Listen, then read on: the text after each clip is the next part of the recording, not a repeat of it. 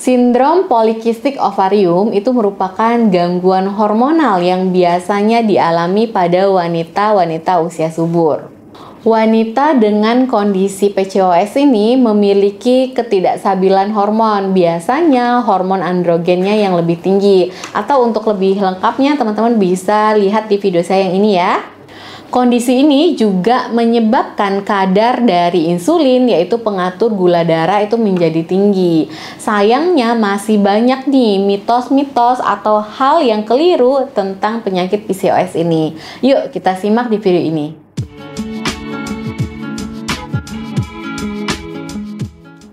Hai, Assalamualaikum sahabat sehat. Ketemu lagi nih sama saya Dr. Wedelia. Teman-teman, apa kabarnya nih? Semoga selalu sehat ya. Ternyata banyak nih ya mitos-mitos yang beredar tentang PCOS di masyarakat. Yang pertama, wanita yang PCOS ini memiliki kista di ovariumnya. Ternyata itu mitos ya. Walaupun namanya memang ya mengarah ke ada kista nih di ovarium, namun tidak semua wanita PCOS itu memiliki kista di ovariumnya. Dan juga tidak semua wanita yang ada kista di ovarium itu adalah suatu PCOS.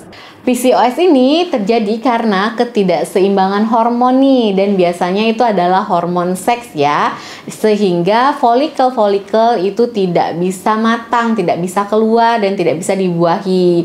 Itu biasanya mempengaruhi metabolik dan juga mengganggu bagian reproduksi. Mitos yang kedua, wanita yang mengalami PCOS ini tidak bisa hamil. Itu mitos juga ya teman-teman. Meski PCOS ini adalah salah satu penyebab utama dari ketidaksuburan, namun bukan berarti wanita yang mengalami PCOS ini tidak bisa hamil ataupun tidak bisa punya anak. Karena memang ya indung telurnya itu menjadi tidak bisa melepaskan sel telur nih dan tidak bisa dibuahi. Namun hal ini sebenarnya bisa kita arahkan gitu ya, atau bisa kita atasi dengan pengawasan dokter, atau bisa juga nih teman-teman atasi nih dengan pengobatan gitu ya, atau dengan gaya hidup yang lebih sehat gitu. Banyak lagi nih tentang PCOS untuk mengatasi masalah ketidakseimbangan hormon ini.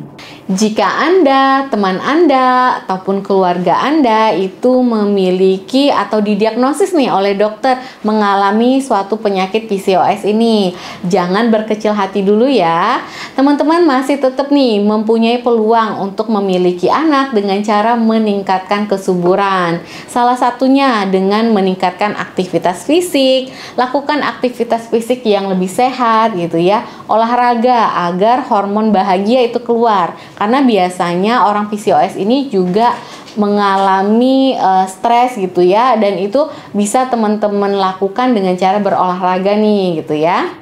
Selain itu, lakukan pola hidup yang lebih sehat, gizi yang seimbang, aktivitas-aktivitas yang menyenangkan, dan kalau bisa, kelola stres dengan baik. Mitos yang ketiga, siklus menstruasi yang tidak teratur berarti memiliki PCOS. Jadi sebenarnya ada banyak faktor nih yang mempengaruhi siklus menstruasi kita. Bukan hanya ketidakseimbangan hormon ini, bukan hanya karena hormon seks dari pria yang lebih banyak di tubuh kita membuat kita menjadi tidak menstruasi gitu ya. Ada banyak hal lain nih penyebab menstruasi menjadi tidak teratur, seperti stres gitu ya. Kemudian faktor obat-obatan yang kita minum ataupun faktor-faktor lainnya. Jika teman-teman memiliki siklus menstruasi yang tidak teratur atau tidak lancar, sebaiknya konsultasi ke dokter ya untuk dilakukan pemeriksaan agar tahu nih diagnosis teman-teman tidak menstruasi itu apa gitu ya. Jangan asumsi sendiri kalau kalian mengalami PCOS. Mitos yang keempat, wanita yang memiliki PCOS itu tidak bisa menurunkan berat badannya. Obesitas memang salah satu gejala dan tanda dari PCOS ini ya.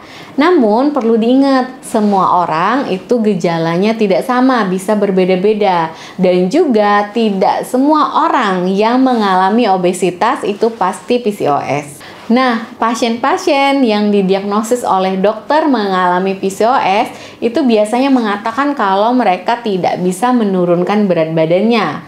Ternyata itu tidak benar ya teman-teman.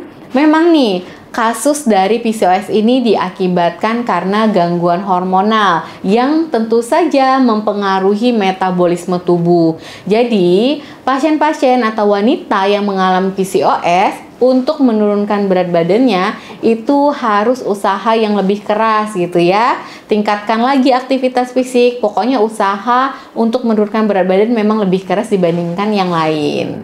Kombinasi antara aktivitas fisik yang tepat dan juga diet itu dengan yang tepat ya, tentu saja akan menghasilkan hasil yang kita inginkan. Berat badan juga akan turun dengan sendirinya. Ada baiknya untuk konsultasi nih ke dokter gizi untuk mengatur program penurunan berat badan. Mitos yang kelima, siklus haid yang tidak teratur pada PCOS hanya bisa ditangani dengan pil KB. Pil KB ini memang bisa mengatasi menstruasi yang tidak teratur. Namun ini tentu bertentangan ya dengan wanita PCOS yang mau hamil. Kok malah disuruh minum pil KB gitu ya? Apalagi penggunaan dari pil KB ini akan memiliki beberapa efek samping, mulai dari penggumpalan darah, kolesterol yang meningkat, ataupun terjadi gangguan dari penyerapan vitamin B12 gitu ya.